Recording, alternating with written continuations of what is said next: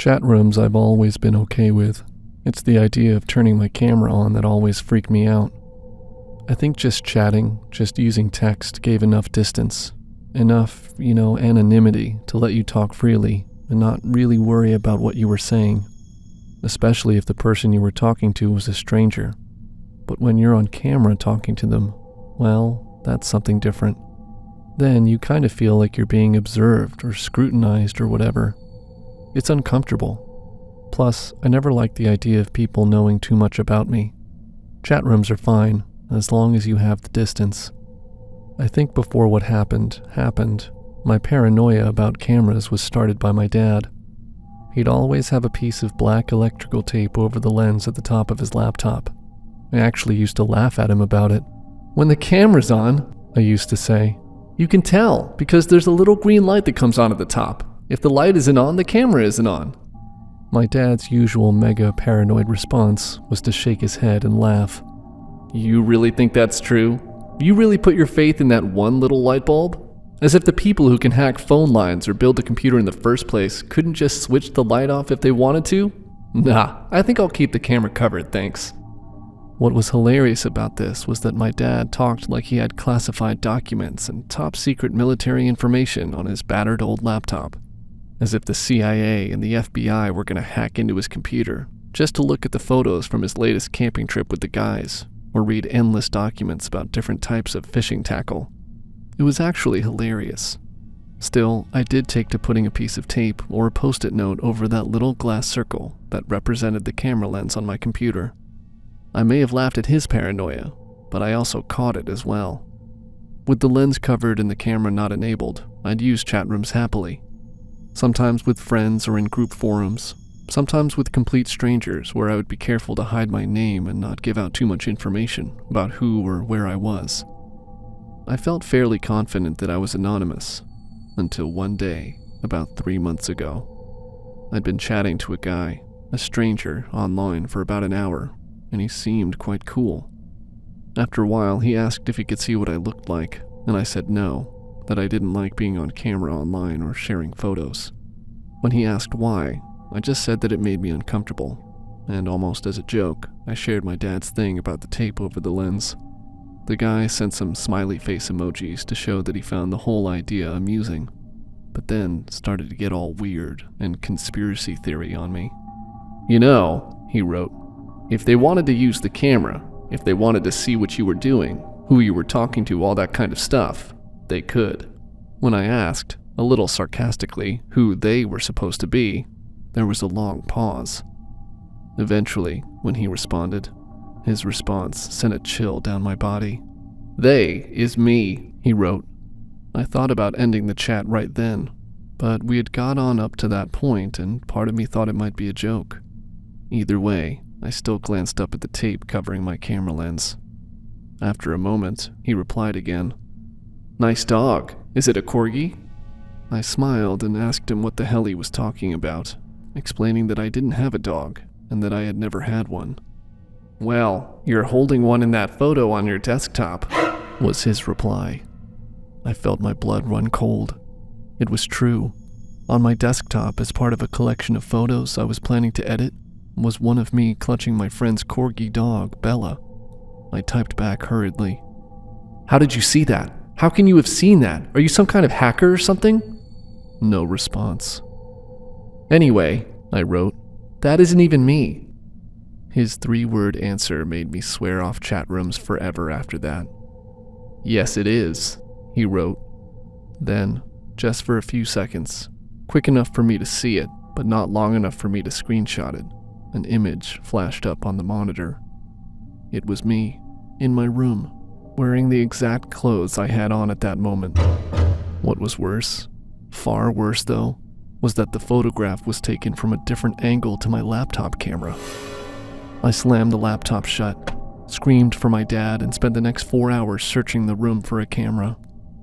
My dad even went out and bought a metal detector to go around the room to try to find it. There was nothing, but my dad offered to switch rooms with me so that I would feel more comfortable. A lot of people I tell don't believe me when I tell them this story. What freaked me out even more, though, was that when I told the guys who really understand computers, the ones whose opinions I trust, they were not in the least bit surprised. In real life, I'd say I'm generally quite a shy and introverted person. While I wouldn't say I was a loner or that I was withdrawn in any way, I have plenty of friends, I would say that I don't like being the center of attention. I'm happy for others to hog the limelight or dominate the conversation, and content to just hang back and let them be the focus. Online and in chat rooms, it's a different story. Mostly because in chat rooms, I'm never myself. I love talking in chat rooms, especially with strangers. Not because I'm self-obsessed or because I'm particularly switched on by meeting new people, but because I have the freedom to roleplay, even if the other person doesn't realize that the roleplay is happening. At different times, and with different people, I'll adopt completely different personas, become a different character. These personas are like characters I've invented. The people on the other end of the line have no idea that they're talking to a 19-year-old girl from Texas unless I tell them, but sometimes I don't. Sometimes I pretend to be Jessica, the 34-year-old part-time model and fashion designer from Beverly Hills, who's obsessed with designer labels and certain TV shows. Sometimes I pretend to be Maddie, the 25-year-old rocker chick who's into the Ramones, reads Nietzsche, and has deep conversations about philosophy and religion. Sometimes I even pretend to be boys, like Chad, the college jock who's on the wrestling team, and talks to strangers about his problems with his equally fictitious girlfriend Tiffany. For the person on the other end, there isn't a difference. As far as they know, they really are talking to Jess, Maddie, or Chad. They carry on the conversation as if the character I've invented is real, and I get to practice a bit of storytelling and fantasy. Up until around a month ago, I would have said you should try it, because it's fun. Now, I'd say you shouldn't. One Friday, I got a call from a friend of mine who started the conversation without even saying hello. Instead, she just jumped right in with, "What's with all the friend requests?" I remember thinking this was a strange way to start a conversation, but before I could respond, my phone started to buzz with another call, and another, and another. Texts, notifications from different social media accounts, all flooding in at the same time. I decided to ignore them until I finished this conversation and asked my friend what she was talking about. She said that she had received 3 friend requests on Facebook and 4 new followers on Instagram, all from different accounts with different names, but all with my picture. "Who the hell is Maddie or Jess?" she said, as I felt my legs turn to jello. I told her I'd call her back and checked my other messages. They were from my other friends, all furious at me for hurling abuse at them. Apparently, they had received the same friend requests from people with the name of the characters I created, all with my photo. When they accepted it, they got a torrent of the most hideous abuse and vile pictures posted on their timelines. Disgusting images and the kinds of phrases and threats that you wouldn't wish on anyone. I won't repeat them here, but trust me, they would be enough to get you banned from most platforms. For a moment, I struggled to work out what was going on, but eventually in time, I figured it out. Someone had realized that I was playing all of these characters in chat rooms and had decided to teach me a lesson. The only way that would be possible, I thought, was if they had somehow hacked or cloned my computer, or if they had actually seen me using the chat rooms, on my phone or on my laptop, and decided to play a cruel trick on me, to ruin my friendships with other people, and paint me out as this vile person. I ran anti-spyware software through my computer and found nothing. It hadn't been hacked, or at least didn't look like it had. Then I thought back to when I might have left my phone or laptop unattended. Thought about who might have had access to them while I wasn't around, and could have figured out that I was playing several characters at once.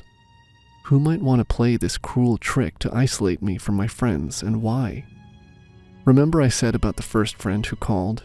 The one who asked, "What's with all the friend requests?" Well, I left my laptop at hers one night after we were studying together. It's the only other person who would have had access to it. Let's just say, she is no friend of mine anymore. It's just a fact that whenever you talk to random strangers in chat rooms, you're gonna get some freaks. Some guys who are only there to try to pick up girls. Some folks who are there just because they're bored and think that the best way to remedy that situation is to be a troll and just antagonize people online. Luckily, the first group are behind a computer screen and can't actually get close enough to be creeps in person. And the second group are essentially keyboard warriors who are tough when typing, but who wouldn't dare do or say the things they talk about online if it came to it in real life. In general, that's true of everything in chat rooms. In a way, it's an alternate reality, a place where people behave in ways and say things they wouldn't if they were not anonymous and comfortably removed from actual reality. The online world generally just stays online and doesn't spill over into reality. Though of course, there are times when it's not that simple. While I can honestly say I've never been online or into a chat room with the express intention of trolling anyone, I have sometimes fed the trolls and argued with them. Mostly because I'm bored, and because I tend to find that most trolls aren't that bright or quick-witted, so tearing them apart in words is a fairly simple thing to do, and can feel quite rewarding. Other times, you'll get people who'll start with an agenda or proposition. They'll make their first sentence something wildly inflammatory about religion, politics, or race, just for the sake of starting an argument. Others will start with something like truth or dare, which in itself is stupid because they have no way of knowing A, if you'll complete the dare, or B, if you're telling the truth. Often, these guys overlap with the male creeps group, and the dare consists of something really predictable and basic like send nudes. I sometimes play along with these propositions or games up to this point, then switch to another user. They're mostly predictable and mostly harmless. But then, there was Samael. His first sentence when we were paired together was a question, and quite a provocative one. "Who do you want me to kill?" I smiled at this at first. It was original at least, and so I thought I'd play along and wind the guy up for a while. I asked if he was serious, and he said he was. Then, he posted a paragraph. Usually when you're talking to someone in a chat room, you can feel the speed they type. When an entire paragraph appears suddenly, after only a second, you can tell it was prepared beforehand and just copy-pasted in. This was a good example. "We all have people we hate. People who have crossed us, done us wrong, hurt or abused us in some way. Sometimes the slight is minor and can be tolerated. Sometimes you wish, really wish, that you could just kill them outright, and if there were no consequences, you probably would. How many times have you imagined beating your boss to death with your bare hands or choking the life out of him? How many times have you fantasized about killing that high school bully or the woman who stole your husband from you? You don't, because there are consequences. Now, there aren't. Tell me who they are. Tell me where to find them, and I'll kill them. No strings attached. No public figures, nobody famous, must be personally attached to you and to have personally wronged you. Other than that, no limits." I read over the message and again smiled. It was an interesting conversation starter, if a little weird and creepy. I asked Samael why he would offer to do such a thing, especially considering the risks to him of getting caught. "For fun," he replied, before adding, "Because it's justice. Some people deserve for something bad to happen to them, for an unseen blade to come out of the dark when they least expect it. A punishment they didn't expect, but definitely deserve. So who?" As the conversation went on, I continued to avoid mentioning anyone, but did start to become a little worried. "I have no link to you," he wrote, "other than this conversation, which will be deleted when we disconnect. We'll never meet. You'll never know who I am. The life could be taken any time. Tomorrow, next week, 5 years from now. Tell me a name and a place, and they go on the list. Tell me a name and a place, and I'll do the rest." I cut off the chat. I never heard from this Samael character again, though looking up his name did reveal that it's the name for the Angel of Death, which is clearly where he got it from. Despite never speaking to him again, I couldn't help wondering how many people he had spoken to already, and how many since. How many frustrated, bullied, or angry people had taken him up on his offer, either as a joke or in all seriousness. How many had given him a name and a place, and how many had he followed through with?